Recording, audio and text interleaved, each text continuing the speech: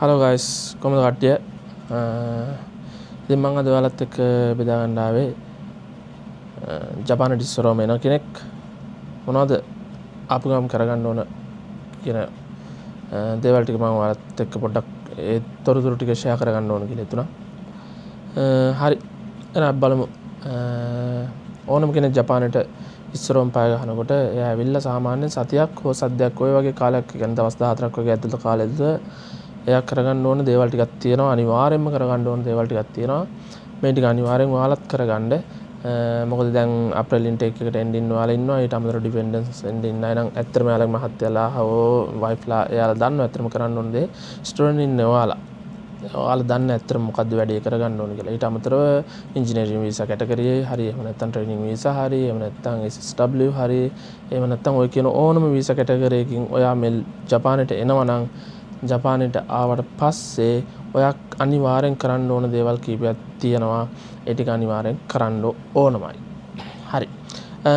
පළවෙනි එක තමයි ඔයා ජපානට ඉස්සරවම අඩිය තියෙනකොට එයාපෝට් එකෙන් ඔයා ස්ටුඩන්ට් කෙනෙක් නම් අනිවාර්යෙන් ඔයාගේ සයිරෝ කාඩ් එක පිටිපස්සේ පැය 28 වැඩ කරන්න පුළුවන් කියන ඒ සීල් එකක් තියෙනවා ගහන. ඒ සීල් එක අනිවාර්යෙන් ගහ ගන්න. මොකද එහෙම නැති වුණොත් ඔයා ජපානයේ කියන්නේ එයාපෝට් එකෙන් එළියට ඇවිල්ලා ඊට පස්සේ ඔයා ආය වෙනම දවසක් දාගෙන ඉමිග්‍රේෂන් එකට යන්න ඕන.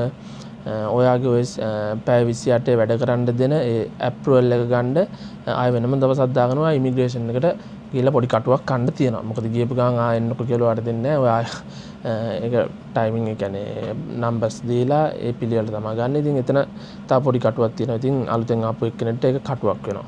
මේක ස්ටුඩන්ට් කෙනෙක්ට තමයි ප්‍රධාන වශයෙන් මේ පැය 28 තියෙන්නේ. අනික් අයට ඒක ගත්තා හෝ නොගත්තා කියන එක ප්‍රශ්නයක් වෙන්නේ නැහැ. හරි.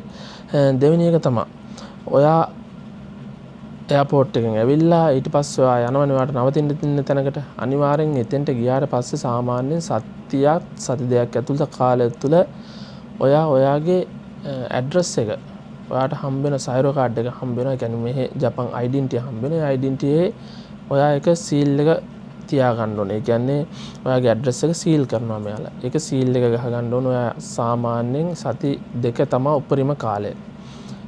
ඊට වඩා කාලය ගියොත් එහෙම දඩයන් නම් ගහන්නේ නැහැ. නමුත් ඔයා බැරි වෙලා පොලිසියෙන් එහෙම අල්ලගත්තොත් ඔය අතර කාල තුල අනිවාර්යෙන් අහනවා. ඒ හින්දා ආපු ගමන් ඔයා කරගන්න ඕන පළවෙනි දේ තමයි සිටි ඔෆිස් එකට යන්න. සිටි ඔෆිස් එකට ගිහිල්ලා ඔයාගේ ජූෂෝ එක තෝරපු කරන්න ඕන. ඒ කියන්නේ ඔයාගේ ඇඩ්‍රස් එක මෙහෙ ලියාපදිංචි කරගන්න ඕන. ඊට පස්සේ එක තමයි ඔයා ඇඩ්‍රස් එක ලියාපදිංචි කරලා අනිවාර්යෙන් ඔයාටම කියලා හංකෝ එකක් හදාගන්න. ජපන් භාෂාවෙන් කියන්නේ ජපන් වලින් හංකෝ එකක් කියවට අපි කියන්නේ සීල් එකක්. ඒ කියන්නේ ඔයාගේ නමේ ඔයාට කැමති එකක්. ඒක පස්සේ වෙනස් කරන්න බෑ. ඒ කියන්නේ සිටි ඔෆිස් එකේ තෝරපු කරනකන් ඒක වෙනස් කරන්න පුළුවන් වුණාට සිටි ඔෆිස් එකේ තෝරපු කරොත් ඒකයි වෙනස් කරන්න බෑ. ඉතින් ඔයාගේ නම සුමුදුද කුමුදුද එහෙම නැත්නම් අමල්ද නාමල්ද එක්ක ඉංග්‍රීසි වලින් එහෙම නැත්නම් ජපාන් වලින් ඔය කොයි විදියකට හරි ඔය හංකෝ එකක් කපා ගන්න ඕන. ජපානයේ ඕන තැනක තියෙනවා හංකෝ එක කපලා දෙන ෂොප්. සාමාන්‍යයෙන් ඔයාලට යෙන් 2000 1500 2000 වගේ ගානකට නෝමල් ඔයාලගේ නමක් කතකන වලින් කපලා ගන්න පුළුවන්. ඉංග්‍රීසි වලින් කපන තැනුත් තියෙනවා. කොහොම හරි ෂේප්. ඉතින් මම එක්සැම්පල් එකක් ඔයාලට පෙන්නන්නම්.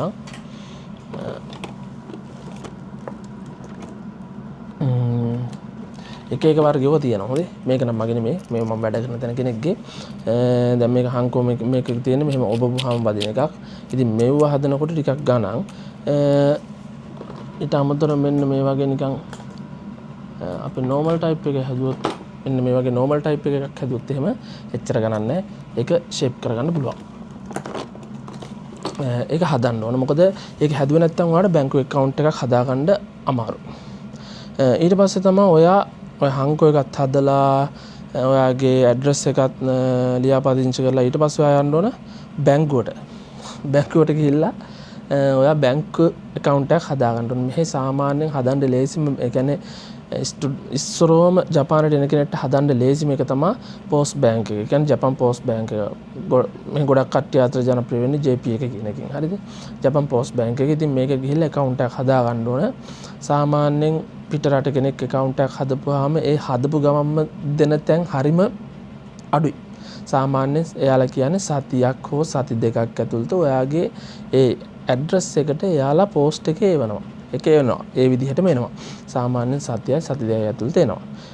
ඉතින් ඒක ආවට පස්සේ ඒක අරගෙන යන්න ඔයා SIM එකක් එහෙම නැත්නම් ෆෝන් එකක් ගන්න. මොකද ඒව නැතුව ඔයාට SIM එකක් හෝ ෆෝන් එකක් ජපානය ඇතුළතදී ගන්න බෑ. පෞද්ගලිකව සල්ලි වියදම් කරලා ෆෝන් ගන්න පුළුවන්. නමුත් ඔයාට SIM එකක් ගන්න බෑ. ඒ හින්දා අර ටික දවසක් යනකම් දෙයක් arrange කරගන්නකම් ඔයාට පුළුවන් නම් ඔයා එයාපෝට් එකෙන් එළියට එනකොට එතනින් eSIM එකක් හරි travel SIM එකක් හරි ගන්න එක තමයි හොඳම දේ. ඒක නම් සාමාන්‍යයෙන් ජපාන් මුදලින් 7000 ඉඳන් මට මතක විදිහට 7000 ඉඳන් උඩට තියෙනවා. ඉතින් ඔයා ජපානයේ ඇතුළට ඇවිල්ලා SIM එකක් ගන්න කෙනෙක් නම් ඔයාට ගන්න තියෙන හොඳම option තමයි ඒ කියන්නේ අඩුවට තියෙන තැනකින් බලලා ගන්න. දැනට අඩුවටම තියෙන්නේ Rakuten.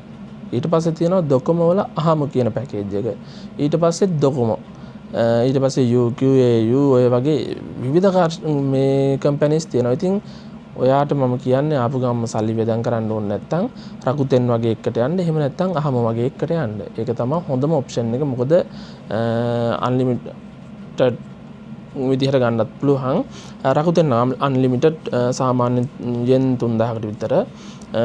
අහමු එකේ තියෙනවා GB මට මතක විදිහට 30ක් හෝ 50ක්. ඒත් yen 3250ක් ඔය වගේ ගානකට. ඊට අමතරව ඔයාට unlimited ගන්නත් පුළුවන්. එහෙම ෆෝන් එකත් එක්කම ගන්නත් පුළුවන්. එහෙම තියෙන විවිධ වර්ගයේ පැකේජ් තියෙනවා. ඉතින් ඔයා හොඳ එකක් බලලා ඉතින් ඔයාගේ අතේ තියෙන සල්ලි කළමනාකරණය කරගෙන ගන්න. ඉතින් ওই ටික තමයි මුලින්ම ජපානයේ ආපු එක්කෙනෙක් ඉතින් අර කරගන්න පිළිවෙල ටික. ඉතින් දැන් මේ අප්‍රේල් වල ස්ටුඩන්ට් ඉන්නවා බරක්.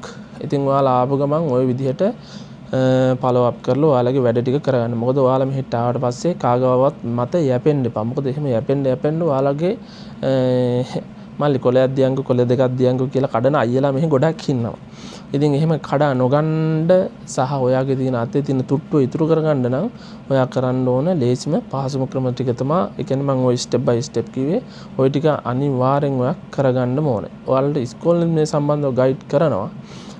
නමුත් ඔයාලා මේක ඔළුවේ තියන් ඉන්න ආපු ගමන් මේ වැඩ ටික ඉස්කෝලෙන් කිව්වා නොකිව්ව ප්‍රශ්නයක් නැහැ. ඔයාලා අනිවාර්යෙන් කරගන්න ඕනේ. ඉතින් කරගෙන ඔයාලගේ වැඩේ ගොඩ දාගන්න. හරි. එහෙනම් ඉතින් ඉස්සරෝම ජපානයේ ඉන්න කෙනෙක්ට මේ ටික උදව්වක් වෙයි කියලා හිතනවා. වීඩියෝ එක හොඳයි නම් ලයික් එකක් ෂෙයා එකක් දාලා යන්න. එහෙනම් තව වීඩියෝ එකකින් හම්බ වෙමු.